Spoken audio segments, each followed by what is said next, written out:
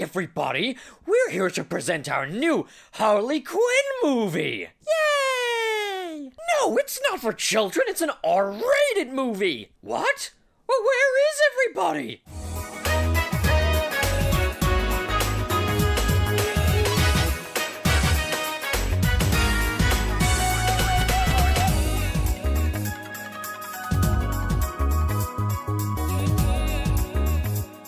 What's crack-a-lackin', my fellow home dogs? It's your old pal Channel Pup. In a move that has surprised absolutely nobody, Warner Brothers have officially retitled Birds of Prey and the Fantabulous Emancipation of One Harley Quinn to Harley Quinn Birds of Prey. Why? Because A, that was the common sense thing to do to begin with, and B, the film's not doing so well financially. And I gotta admit, this came as a little bit of a surprise to me, as I figured Harley Quinn was very, very marketable. But then again, I'd never really thought about the box office potential of a Harley Quinn movie, especially not this one. It tends to be before I see a movie I think, is it gonna be good? Is it gonna be bad? I don't tend to think, SpongeBob me boy, do you think Birds of Prey will make money? But now that I think about it, yeah, it makes only sense to be honest. And one thing's for sure, this is not a review, I am not factoring in the quality of the film. Sometimes a good film makes no money, sometimes a shit film makes loads of money. Just ask Jim Carrey about that. So let's start with the original title of the film, Birds of Prey and the Fantabulous Emancipation of One Harley Quinn. Most of the general public will be referring to this as a Harley Quinn movie. Hey, you wanna go see the Harley Quinn movie? Why? Because Harley Quinn is the character that audiences are more familiar with than the Birds of Prey. Heck, the Birds of Prey aren't exactly a household name, and it's weird that they would lead with that. The public already has a much higher amount of exposure to Harley Quinn, plus she's the main character of the film. It would be like calling Batman and Robin, Robin and the Fantabulous Adventures of Batman. It would be like calling Spider-Man Homecoming, Iron Man, and the amazing fantasy adventures of a spectacular Spider-Man. Like that original title took so long to actually get to the point. Harley is the 10th word in that title. It takes 10 words of the film's title to get to the actual character the film's about. And when we reach that part, the text is all small, pink, and squiggly and blends in with the background easily.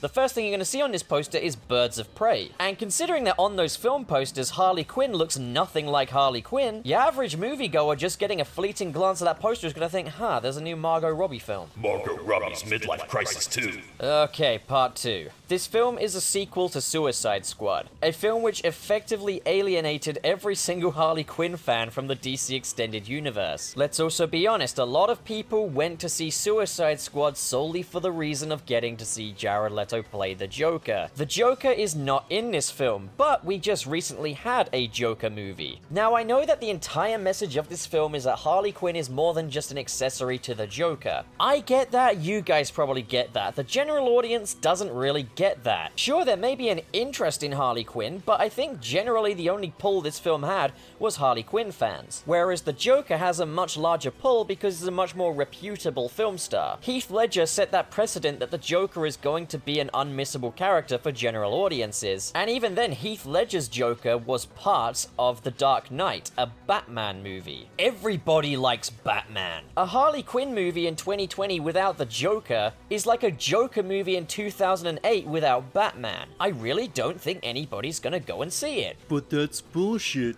Harley Quinn sells just fine in the comic books. She's very popular by herself. All comic books sell awfully these days. You can't tell if something's selling well or terribly when the entire market is effectively on the brink of disappearing. Speaking of comics, Warner Brothers just announced Harleen, which is like a 50 Shades of Joke Man sort of a comic. I'm not interested, but maybe you are. The point is, comic books have a far smaller market, so they're not going to try and market their film towards a small market, because otherwise you get box office results like this. I think the film almost made its budget back in its first weekend, but still, it's not great. You can't just rely on Harley Quinn fans to carry this movie, especially when the film was not called Harley Quinn, and Harley Quinn looks nothing like Harley Quinn, and she's on all the posters. Which leads me to my next point, part 3. I think Warner Brothers have really overestimated the appeal that Harley Quinn has for adults. Now, I know that there's a lot of fans that really like to protest that superhero movies should be R-rated. And you know, sometimes it works better than it would if it were a PG film, and sometimes not so much. And I think the reality of the situation here is that Harley Quinn Birds of Prey managed to alienate every single quarter of the Harley Quinn fan base. Also, the fact that Harley Quinn Birds of Prey is the R-rated sequel to Suicide Squad, a film that was far more family-friendly, with I think a 12A rating. But let's be real, while that film was a 12A, it was kind of a child's idea of a 12A movie. I don't know about you guys, but I think that film was patronizing for anyone over the age of 11. Feel free to disagree, and don't take my comment there personally. Different people enjoy films for different reasons. But all I heard from that entire film was, "Ahoy, how do you do, fellow kids? Buy a range of Hot Topic-esque merchandise. They're bad guys, it's what they do.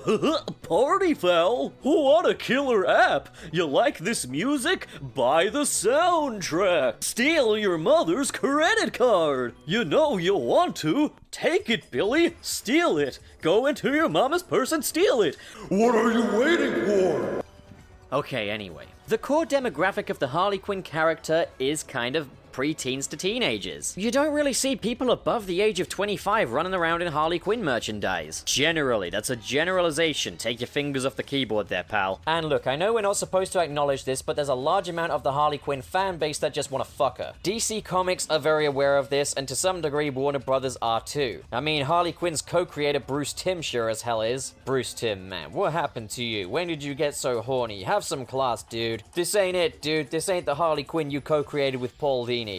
Paul Dini, please come back. Anyway, as I was saying, yes, there's a huge amount of Harley Quinn's core audience that just want to get with her. And DC Comics and Warner Brothers have been taking advantage of that for years, putting her in some of the skimpiest outfits possible, and really exploring her sexual promiscuity. Harley Quinn Birds of Prey pretty much drops all of that, in trying to appeal purely to the female demographic. I am not saying that's a bad thing at all. People really need to get used to this idea that women can create movies made for women, but it must also be acknowledged that this was going to cut off that part of the audience. It's a large amount of modern Harley's core appeal, it seems. And since this isn't exactly oozing with classic Harley appeal, in fact there's none to be found anywhere, this pretty almost unrecognizable take on Harley Quinn has to build its own fan base from the ground up. It has to really go out of its way to redefine the character for a new audience. Not to mention, this film's just another woke SJW dumpster fire. Every white male in this film is quote-unquote toxic. Thanks, Margot Robbie. I didn't realize you were so hateful. And Channel Pup, thank you for having me on this video. Yeah, you're welcome, bitch. So yeah, it's time to address that point. Birds of Prey is a girl power film, and pretty much every male character in it is portrayed as evil. But what if I told you, you don't have to take it as a personal attack, because it's fiction? How much of a guilty conscience or an insecurity about your own gender do you have to find this legitimately offensive? And for those of us that aren't little crybabies about it, we're like white male apologists. Well, I guess you're right. Maybe I am a little bit of a cuck. And that's how you know it's fiction. These people never learn. Oh, I'm gonna die in the comment section below, but that's okay. The point is, Harley Quinn with this new film managed to alienate everybody, and that even includes myself, to be honest. And I made a whole video about why I didn't want the film to play out the way that it did. I want to actually experience the darker aspects of Harley Quinn's story before going on to the Emancipation storyline, because otherwise we're not really representing the domestic abuse aspect of Harley Quinn's story, just making her an it girl for the sake of a feminist sort of a storyline. But then again, why can't a domestic abuse victim be seen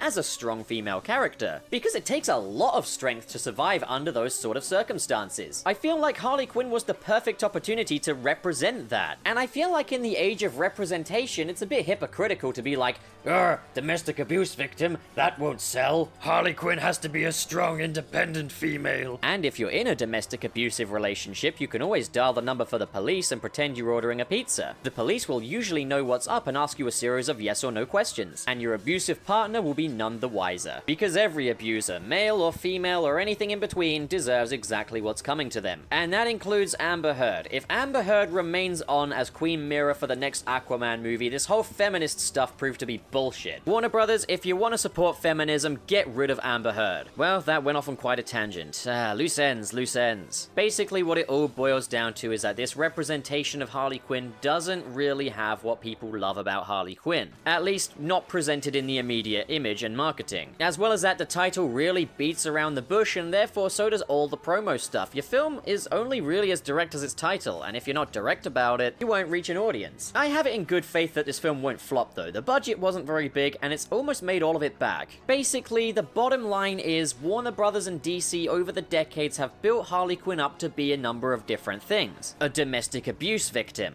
a sex symbol, a fun character for teenagers. Birds of Prey strips all of that back, and does a total U-turn with this character. While that doesn't have to be a bad thing, it is probably the reason why the box office returns for the Birds of Prey and Harley Quinn movie are not as good as they perhaps could have been. What do you guys think? Comment below and discuss, and as always, if you enjoyed this video and you want to see more like it, why don't you head over to channelpup.net, where we got a blog page called Dr. Blogtopus, but as well as that, you can also buy merch, such as this awful t-shirt. But if you want to be a part of the super fun Kennel Club, why not hit subscribe, hit the like button, and in the description below you can check out the links to my Patreon and my Twitter. I think that would be pretty sweet for both of us. What do you say, champ? But in all seriousness now, thank you so much for watching, my fellow home dogs. Have a great day, because you and I both know you've earned it. I'll catch you next time. That's a cute outfit. Did your husband give it to you? Because you could get a way better costume from Zentai Zone. Check out their range of custom-made, tailored superhero costumes. Ridiculously good quality, value, and customization. Link is in the description below, as well as my coupon code CHANNELPUP, where you can get a discount off of your purchase. And while you're at it, why not get your suit designed by my talented buddy Dan from New Blood Dan's workshop? You can contact him via the link in the description below. Seriously guys, you do not want to miss out on your chance to be your favorite superhero and feel authentic and professional. And you don't want to miss out on that Channel Pup discount.